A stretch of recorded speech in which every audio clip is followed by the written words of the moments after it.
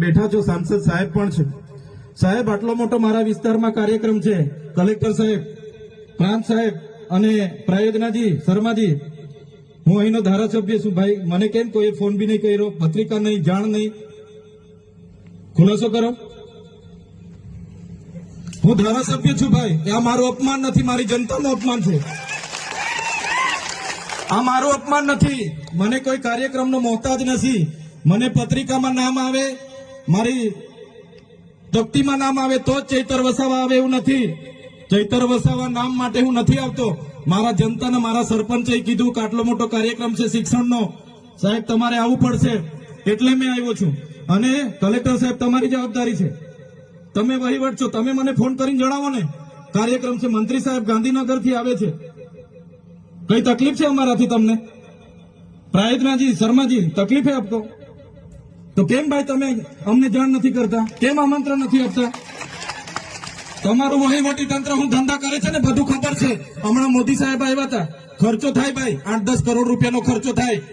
તમે દેવ મોગરામાં ડેકોરેશન માટે કલેક્ટર સાહેબ 16 કરોડ રૂપિયાનો અમારા આદિજાતિ બજેટમાં ખર્ચો પાડ્યો છે. તમે ત્યાં મોદી સાહેબના મંડપના સ્ટેજ માટે 15 કરોડના ખર્ચા કર્યા છે.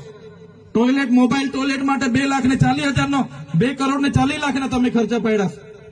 નાસ્તા માટે 2 કરોડ ખર્ચા પાડ્યા છે.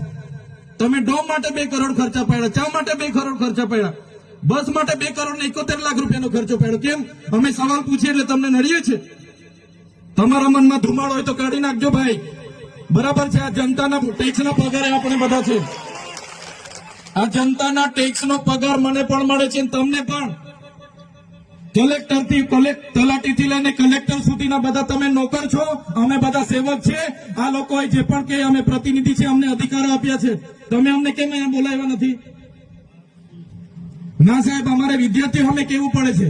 અમને કઈ, તમે દર વખતે ચિકદામાં કીધું, દર વખતે આ જ પ્રશ્ન ઉભો કરો છો, દર વખતે આ જ પ્રશ્ન ઉભો કરો છો.